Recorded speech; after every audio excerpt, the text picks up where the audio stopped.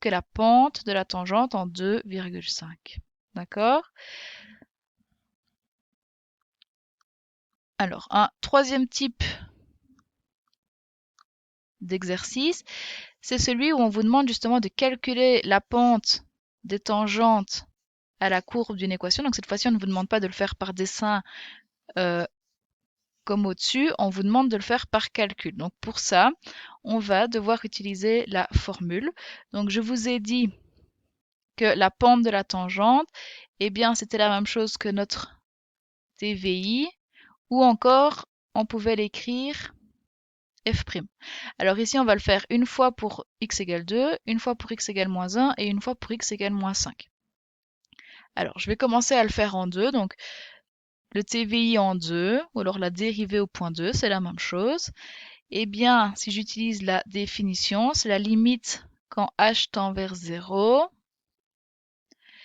de f de 2 plus h moins f de 2 sur h. D'accord? Donc, on va utiliser la définition du TVI pour calculer la pente de ma tangente au point 2.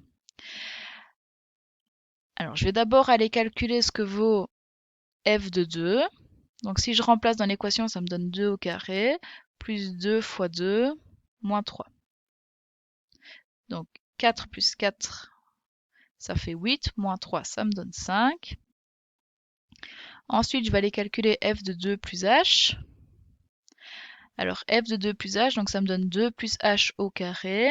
Donc, je remplace tout le x par 2 plus h, plus 2 fois 2 plus h, moins 3. Ceci, donc, ça me donne, attention au produit remarquable, 4 plus 4h plus h carré, plus 4, plus 2h, moins 3. Alors, si je calcule, ça va me donner 5, plus 6h, plus h carré. Je peux maintenant les remplacer dans ma formule. Donc, la dérivée au point 2, la pente de la tangente au point 2, est égale à la limite quand h se rapproche de 0 de f de 2 plus h qui est égal à 5 plus 6h plus h carré, moins f de 2, on a calculé que ça valait 5, sur h. Alors les 5 se simplifient. On voit que si on remplace par h pour calculer notre limite, on a une forme indéterminée.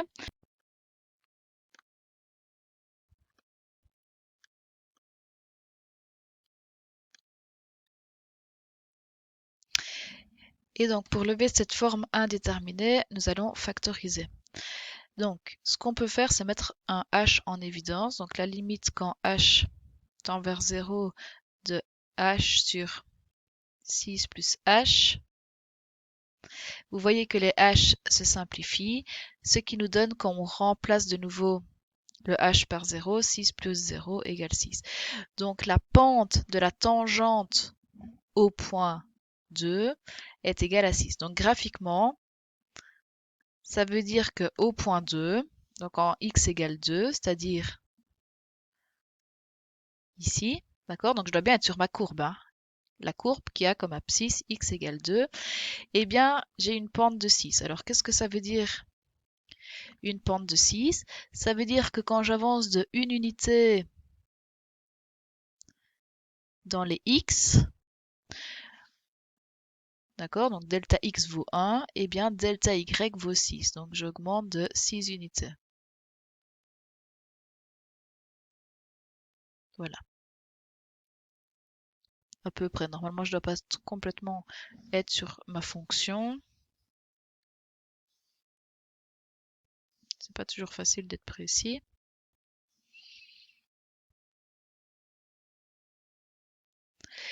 Et donc, pour tracer la tangente en ce point-là, eh bien, je relie, je trace la droite maintenant qui passe par mes deux points, donc qui a la pente que je viens de tracer. Bon. Vous essayez d'être plus précis que moi. Le but, c'est juste que vous compreniez comment tracer votre droite qui a 6 pour pente. Alors, je vais aller voir ce qui se passe en moins 1 avec vous, et puis je vous laisserai aller voir vous-même ce qui se passe en moins 5. D'accord? Donc, si je veux aller calculer la pente de la tangente en moins 1, eh bien j'utilise de nouveau la même donc la définition de la dérivée que ça s'appelle. Donc ça fait f de moins 1 plus h moins f de moins 1 sur h. Alors je vais aller calculer ce que ça vaut. Donc f de moins 1, ça va vous donner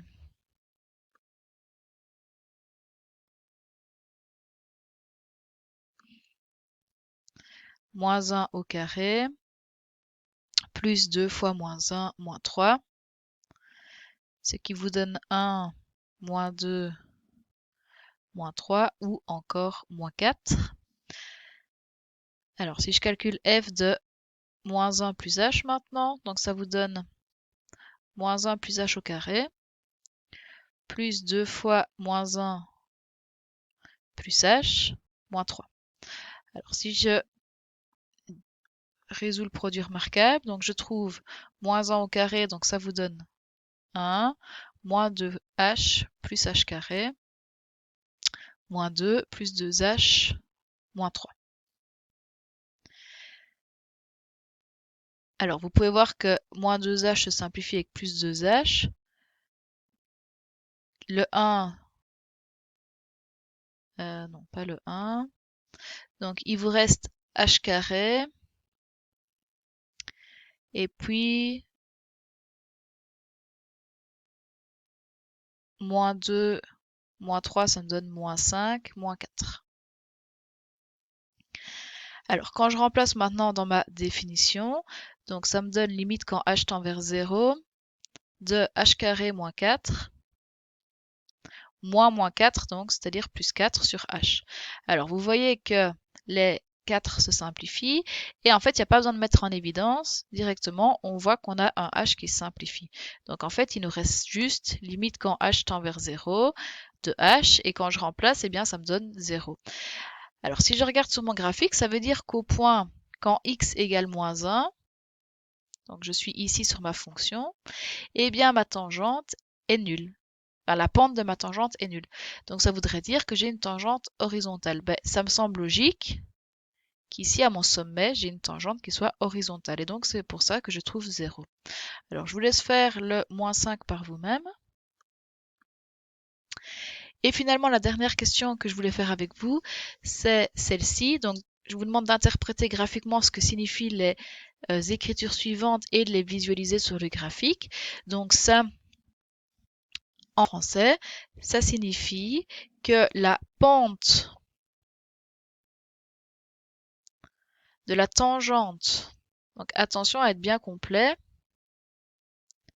à la courbe, d'accord? Une tangente, ça se lit toujours, enfin c'est toujours associé avec une courbe. La tangente de quoi? Ben, de la courbe. Donc la pente de la tangente à la courbe au point x égale moins 1. Donc d'accord, le x auquel on regarde, c'est toujours ce qui est ici, vaut 1. D'accord, ceci ici, ça c'est la pente. Pour le deuxième, c'est la même chose. Donc la pente de la tangente à la courbe au point x égale 1 vaut moins 3. Donc, je le redis en français et je le dessine en maintenant, c'est pour la question B.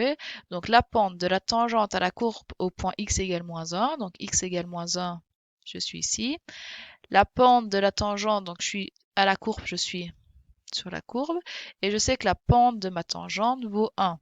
C'est-à-dire que quand j'avance d'une unité, donc que mon delta x vaut 1, eh bien mon delta y doit valoir 1 aussi. Donc pour tracer la pente de ma tangente, je passe bien par mes deux points. Voilà, donc ça c'est pour le premier. Pour le deuxième, la pente de la tangente en x égale 1, donc sur la courbe ici, vaut moins 3. Ça veut dire que quand mon delta x vaut 1, donc j'avance d'une unité, attention, regardez bien la graduation de l'axe, eh bien mon delta y vaut moins 3, donc je descends de 1, 2, 3 unités. Donc delta x vaut 1, delta y vaut moins 3. Et donc si vous reliez les deux points plus proprement que moi. J'ai toujours pas trouvé l'option là sur mon logiciel.